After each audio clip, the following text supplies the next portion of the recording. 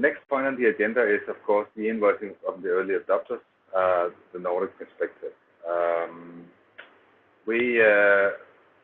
We would like to tell you the story from the beginning. When we did some of the on-site workshops, I'm doing this together with Martin Forsberg from Sweden. I myself is from Denmark.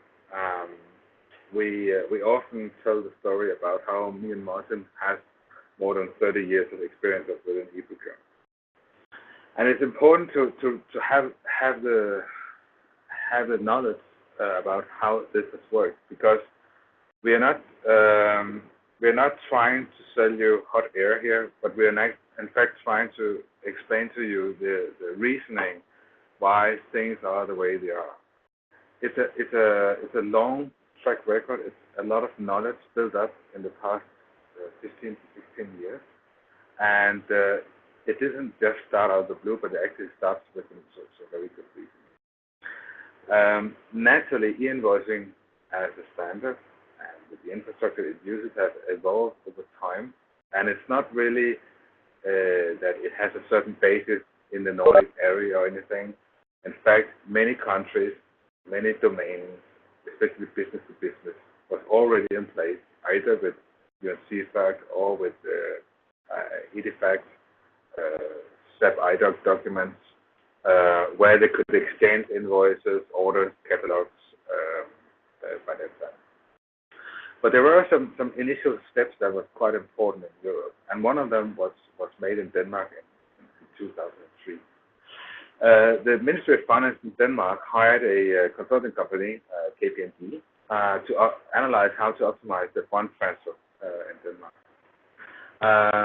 Basically, they found that there was potential savings in all the different stages of the e-procurement cycle. But the most mature one was for sure e-invoicing. Here they stated that roughly 100 million euros, or exactly 135 million euros, could be saved each year by optimizing the fund transfer. And of course, if we started in Denmark to look at the paper-based invoicing, then the assumption would be that orders, catalogs, other steps of the full e-procurement cycle will follow closely after that. So what happened was that they did a breakdown on savings, and it was not a lump sum savings as such. It was spread across different types of steps. So introducing e-invoicing was not just a silver bullet you could pick out of the hat and just implement, and that was it. In fact, it was things like elimination of float days. So you get paid faster. You do not have the e-invoices lying around. Of course, there was also some things about how to access the invoices. We implemented a thing called EC account, so that all companies and private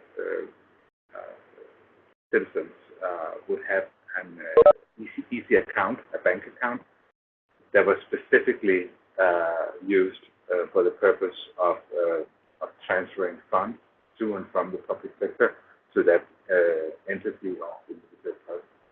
And then, of course, also introducing. So there was many steps in this. Many people talk to us about, okay, how did you do it? How did you actually spread out, or was it just a single ministry who got all the savings, or how did you do it? No, we decided to have the estimated savings divided evenly in the public sector. It should be distributed among the public institutions, and not only on a state level, but also local and regional municipalities, based on their invoicing.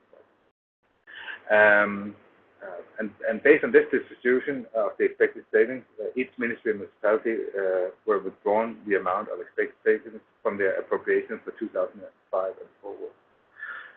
So this happened in the years of 2003 and 2004, And to support it, a Public Payment Act was passed in December 2003. Everybody recognized that it was needed to have a regulation in place, both the public sector and the private sector, and everybody knew that they had to be committed in order to ensure critical mass. So this meant that they looked at 4 initiatives: so elimination of float days, closing of cash tills, easy accounting, and eInvoicing. Secondly, when you're doing something like this, it's not enough just to have a legal barrier broken down, but in fact an act passed. You also have to do some strategic choices here. And one of these choices were to find technical solutions that were market-driven and standardized. So this could, in the Danish case, it would be OIO XML, which is the subset of UDL. We use the VANS, or Value-Added Network Service Provider Network, and we use TLM. There were 3 primary focuses for businesses in order for letting businesses be able to send eInvoicing, regardless of the technical ability. One of them was, of course, full integration, meaning that in their economic systems, they would have integrations towards service providers who could offer an access point or access to the infrastructure. The second option was an invoicing portal. We put up an invoicing portal in Denmark from the government side, but in fact, many of the service providers also decided to put up invoicing portals based on the same components that the government did develop in the beginning.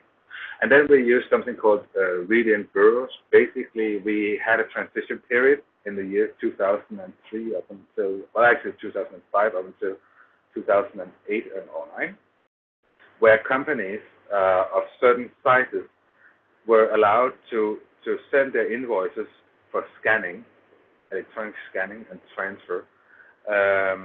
This meant that the government of Denmark subcontracted 2 read-in bureaus that could handle this. So they would receive and scan the paper invoice and form them into electronic formats. There was an SLA agreement with at least 5 working days to process the invoice, and the service was free of charge for smaller companies. There was a smaller amount per invoice for large companies and public institutions. We saw quickly that around 30% of all the invoices were sent through this read-in service, and this was not necessarily a very satisfying step or percentage for the public sector. So they soon realized that we also had to do some changes after the implementation.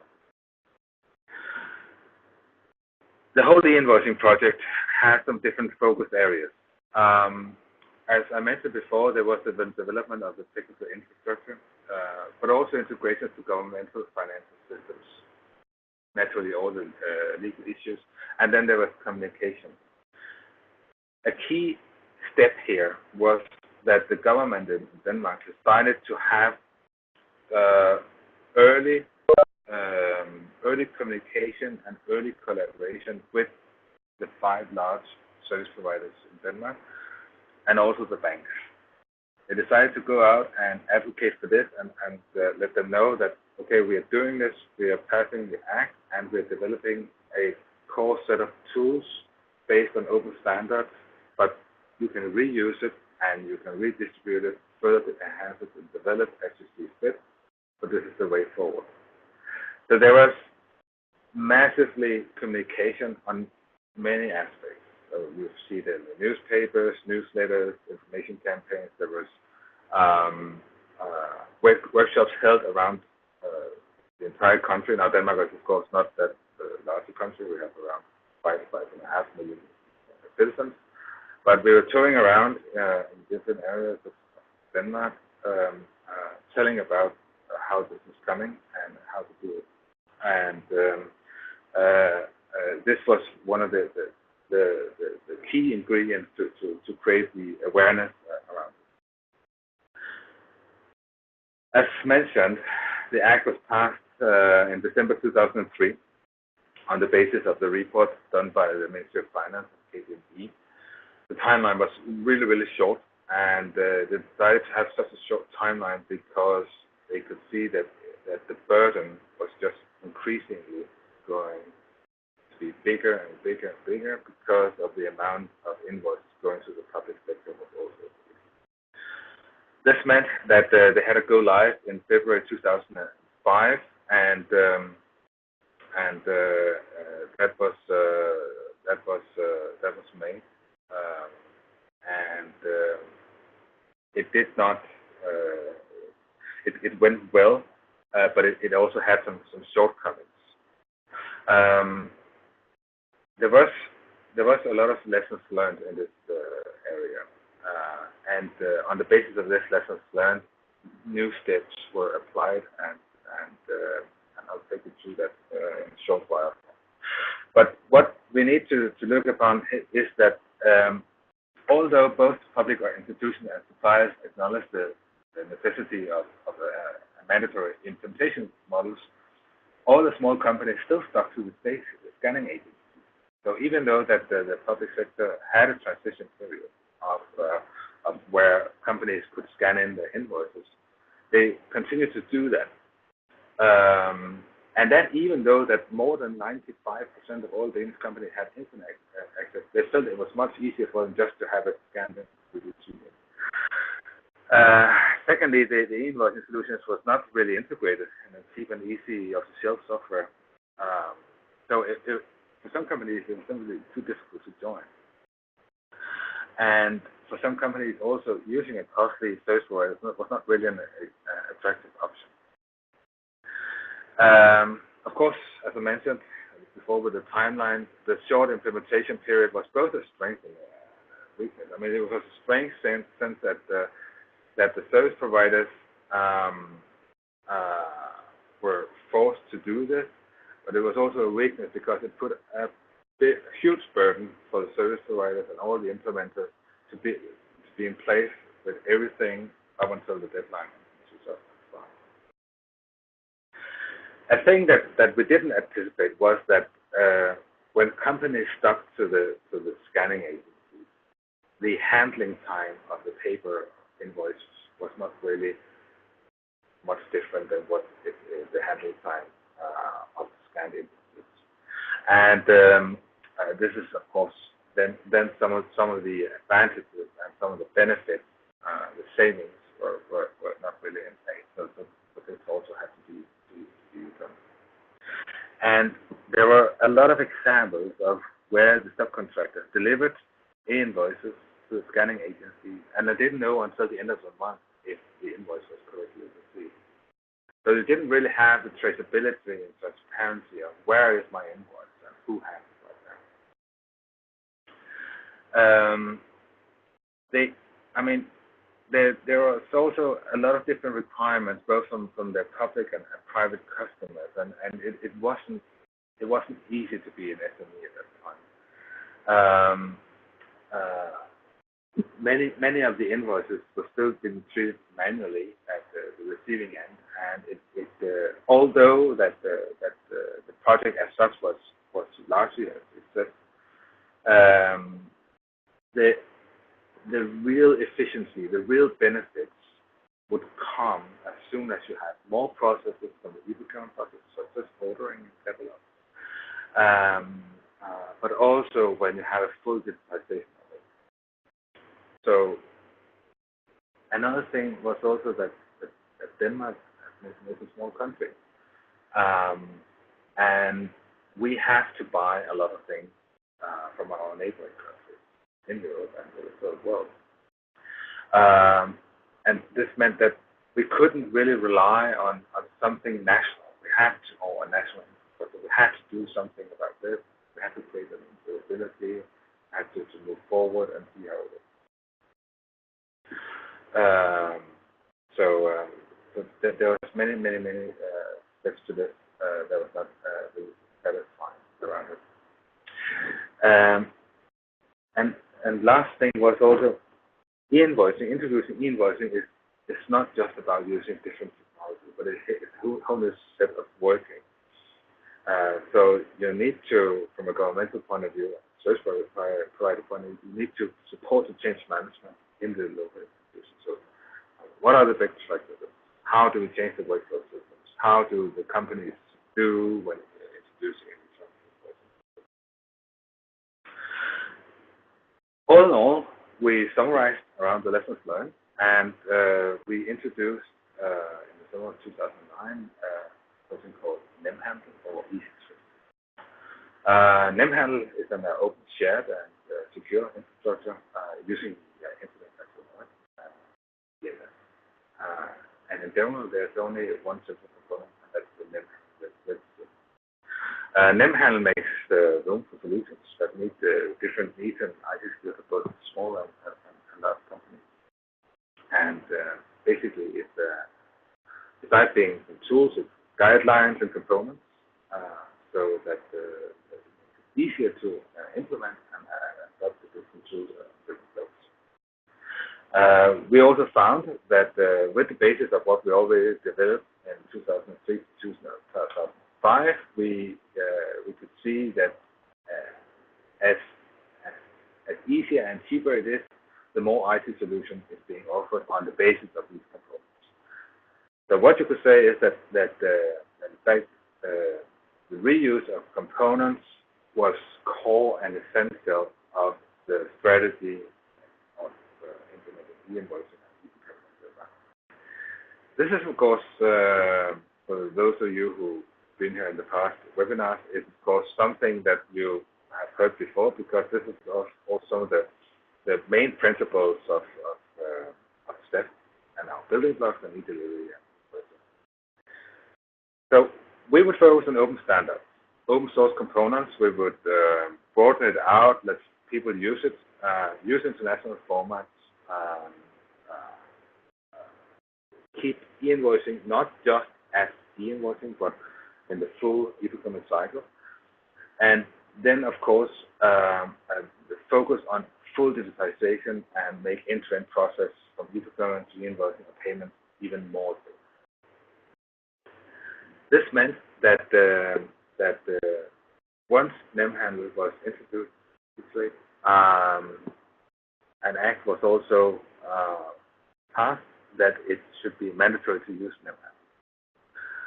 This was in May 2011, and by that time, all public authorities was registered under the registry of NemHandel, as well as with their ELM numbers. At this time, the service providers have been working on this since 2003 and forward. A wide range of solutions was being offered, and many new service providers and players have emerged, also cutting the cost, inflation costs. The barriers for actually entering into this market have been really low. There are different kinds of solutions depending on which ERP system was in place. As mentioned also before, we still have the web-based invoicing platforms from the government, but many of the service providers. And then suddenly, once we had this in place and NemHandel, its full digitized version was mandatory, we also saw the real increase in the usage of the components in business areas. In the past with scanning agencies and transition period, it was mainly business to government. So this was where we really made a breakthrough. Then the benefits, then the SMEs benefit, of course, because they get paid faster. They get paid perhaps even within days. They didn't have to wait until the end of the month or even to the end of the next month to see if their invoice was received or rejected or whatever. And they use the same system, not only for government but also for the public area. So they could see this as a clear benefit for them. When Martin and I is going around in different member states, we visit There are some member states that are not very far in implementation of the national solution. Some of the member states, of course,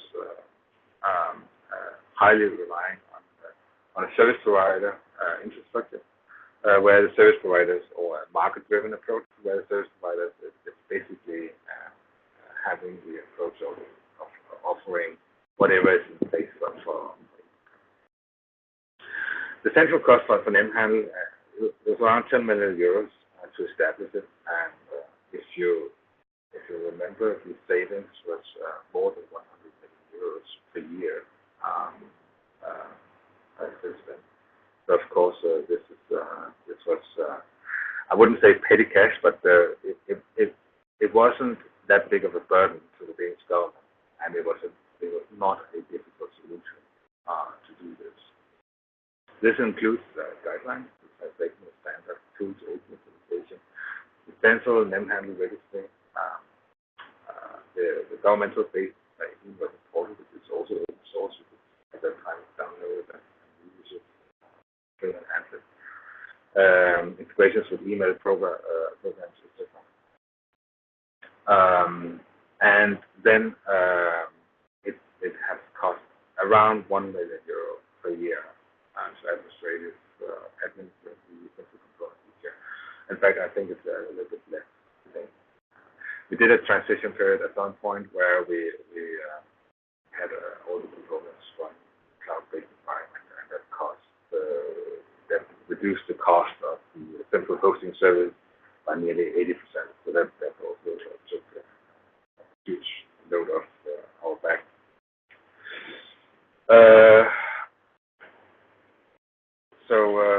I will come back to your questions a little bit later.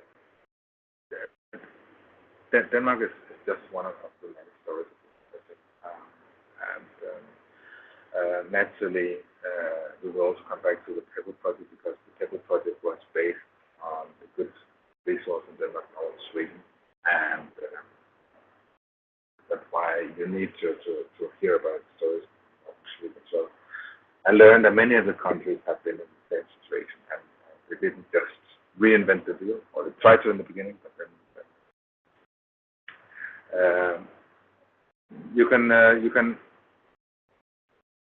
when you're a Danish, Swedish, or Norwegian citizen, we often measure us up against each other, and we find that many of us have many similarities. We even think we understand each other quite well when we talk, if that's not always the case. But the structure in the public sector, as well as the composition of the company, is quite similar. So, for instance, in Norway, you have a lot of small businesses. You have more than 200,000 businesses with employees, and 98% of these are very small or medium sized. And I even think that I think it's around 90% it's 5 or less employees. So there are many of these, but they have a lot of invoices, and there's almost 250 million invoices, and that's good. They already had some scanned paper invoices in place, and there's more or less the same situation in Denmark, that the eInvoicing solutions wasn't place. So it had van operators, had banking solutions. But then in 2011, 2 years into the Pebble project, the Ministry of Government Reform and Church Affairs issued a circular mandating the use of eInvoicing. I recommend Pebble. It used it for standardized business processes, standardized information content with demand, the business document format, and then of course the infrastructure, the So they basically decided to, okay, we have some clear-cut business cases, both in Denmark, also now in Norway and in Sweden, as you will see in a short time. And what do we do about it? Well, they decided that they would initiate the eInvoicing, a national eInvoicing project, where the central governmental entities and regional health authorities should be able to receive the invoices in a standardized format, EHS. EHS is like NemHandel, a subset of an international standard. So EHS was based on the Pebble format. Secondly, they decided also to have a narrow, tight deadline, um, where they required all central government agencies and regional health authorities um, to demand electronic invoices from the suppliers in a standardized form. So not just being able to receive, but they actually required it. And then, of course, the next steps from 2013 was also to introduce orders, catalogs, the pre-award process of this, and many other steps. And today, I guess that Norway has one of the leading countries within the, although not part of the, but one of the leading countries in regards to the full e-procurement organization or digitization of such. I included some numbers here with credit to my former work. I used to work in Norway for 4 years. We saw a high number of once this was passed, we saw a high number increasing very, very rapidly in the years after, and that continued also with the amount of transactions. And I don't recall the latest numbers they have there, but it is in millions of transactions every month. Yeah. And within the PEPL infrastructure and the PEPL community, open PEPL community, they are by far the fastest growing and highest number of transactions.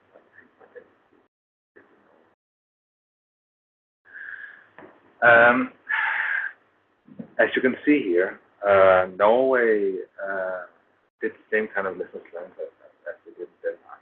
You have to involve the big public sector users, the service providers, the system providers, and the ERP. Norway did something that some of the other countries didn't do, but they actually encouraged the competition between some of these service providers. So they made it transparent on how many transactions and how many customers were able to receive and send decide.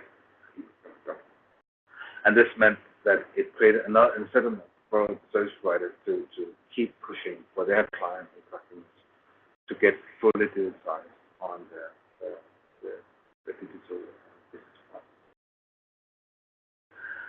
Then, of course, also as in Denmark, mandating the invoicing through legislative means is probably one of the most powerful tools. You have to acknowledge the fact that you should do it early. You should come with the legislation and the mandation of e-invoicing as soon as possible. It really kicks off things, and we can also see it now with the European norms for e-invoicing that the things have really been started to evolve. So naturally, we hope here from the Commission that this will be the case in the coming months, half a year, 2 years, that all the countries and businesses and public authorities will go through the same process as these countries. You cannot do it alone with the legislation process, but you have to do it of benefit the business process, the content, the business document standards, and you have to take it on. You might not believe it, but Sweden was again the same. These slides will of course be shared afterwards and be able to be downloaded to dig into the gory details of the business cases and things like that here. But it's much similar as Denmark and Norway. Not very mature, almost 0% invoicing in 2005. And basically had to kick off slowly, etc. Sweden was, as in the other countries, quite mature on IT. They had high level of internet access. So there was very good potential to go in here. But also, Sweden was also looking into the the other process is the e-ordering. So that was a clear strategy from the Swedish government. In 2005, they did this business case around not only the savings, but actually also which steps do we need in order for us to hit the target? What have we done in Denmark? What are they planning to do? And they found that they had to step into not the bandwagon, but rather the fruit basket of all these things and address these in certain manner. And also, they had a tight deadline. The business case that they did was that it could have potential savings of 400 million euros over the 5 years. So this was also, it was not, I wouldn't call it a no-brainer, but it was very, very clear that the government had no difficulty in deciding that this was going to happen. So a very short timeline, as you saw also in Denmark and Norway, and it was really good for the process. Unfortunately, I can see that there's a small glitch here, but here you can see that in 2015, the 250 public agencies considered the eInvoicing, and to the left side you see you consent, and to the right side you see. Unfortunately, I see that the indicator to the right side doesn't switch. So green is up for yes, they consider it.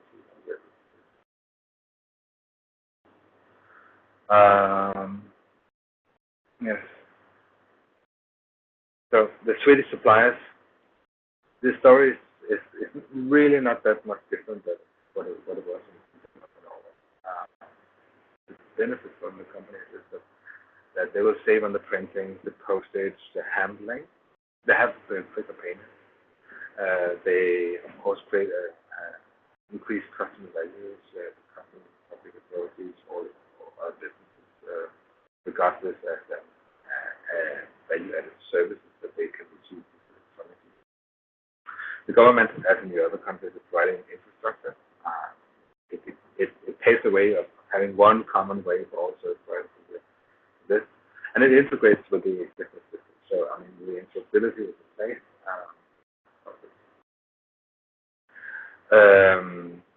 Yes, and same thing as in Denmark, lots of communication and information activities was rolled out, different tours around Sweden was planned. There are some common success factors from Denmark, Norway, and Sweden, and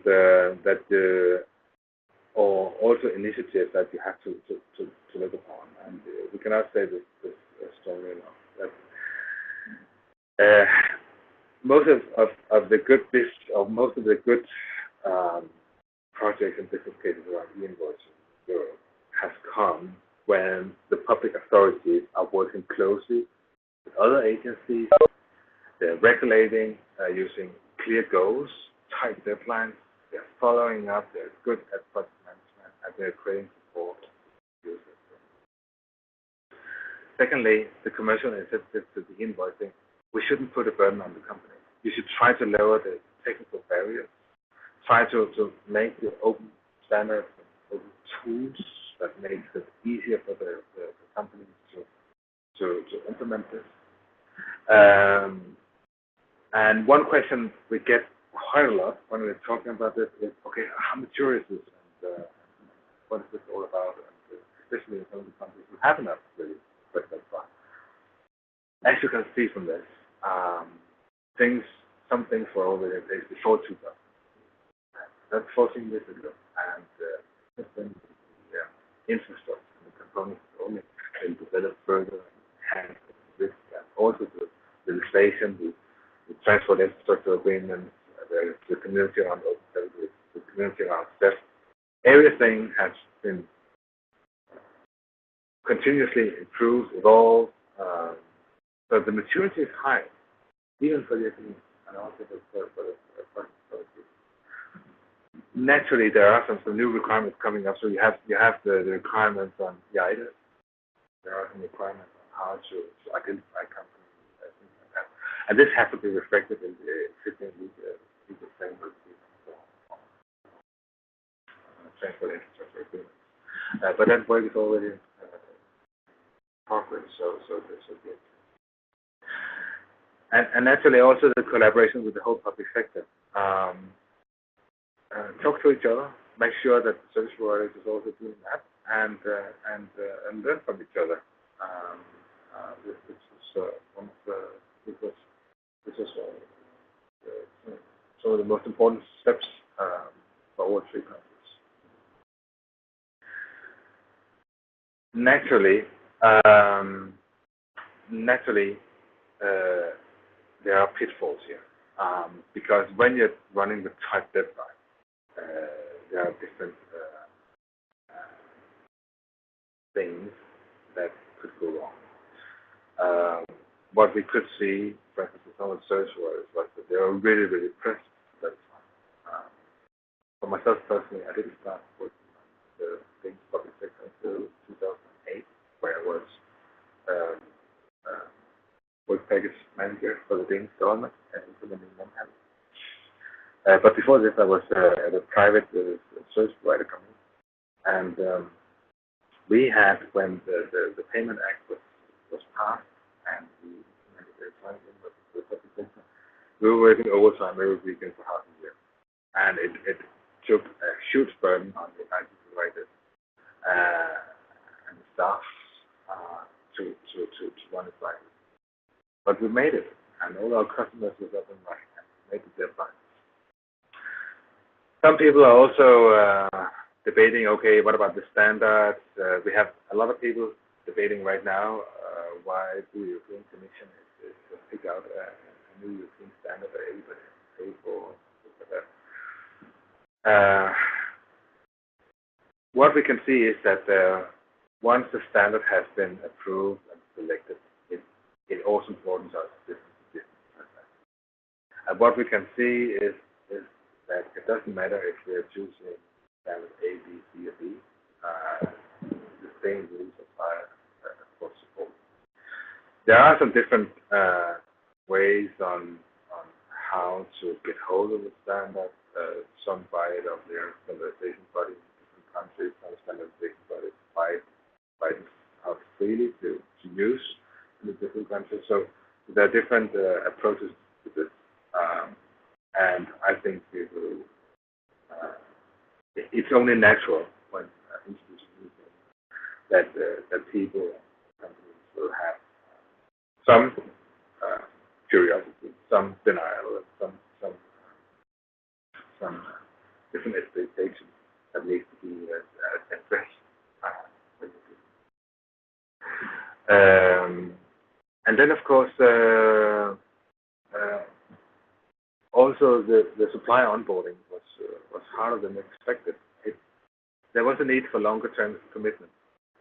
It meant that when new service providers came on board in different markets, coming up with new services based on new innovative, new open source components, it was also lowering the barriers on a cost basis for the customers to really do some shopping between the different service providers.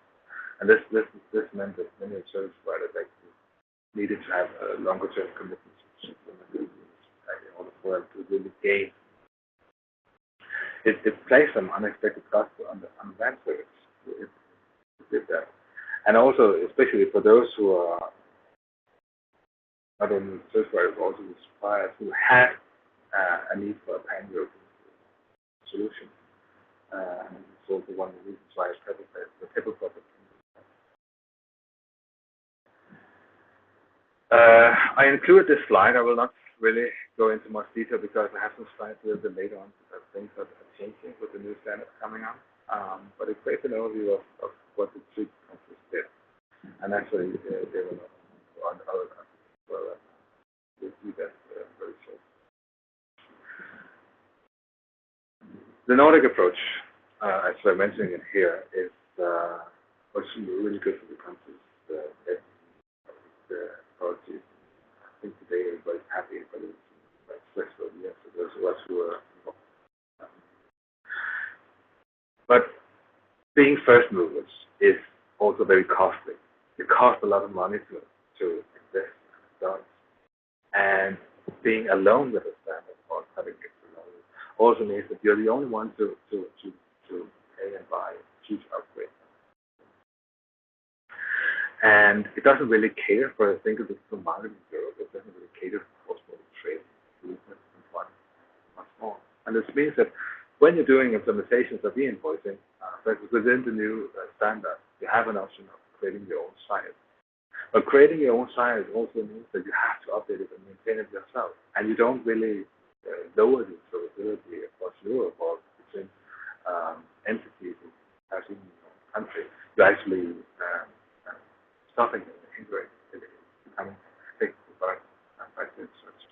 So think a lot about what you're doing and try to reuse as much as possible what is the best practices from the earlier.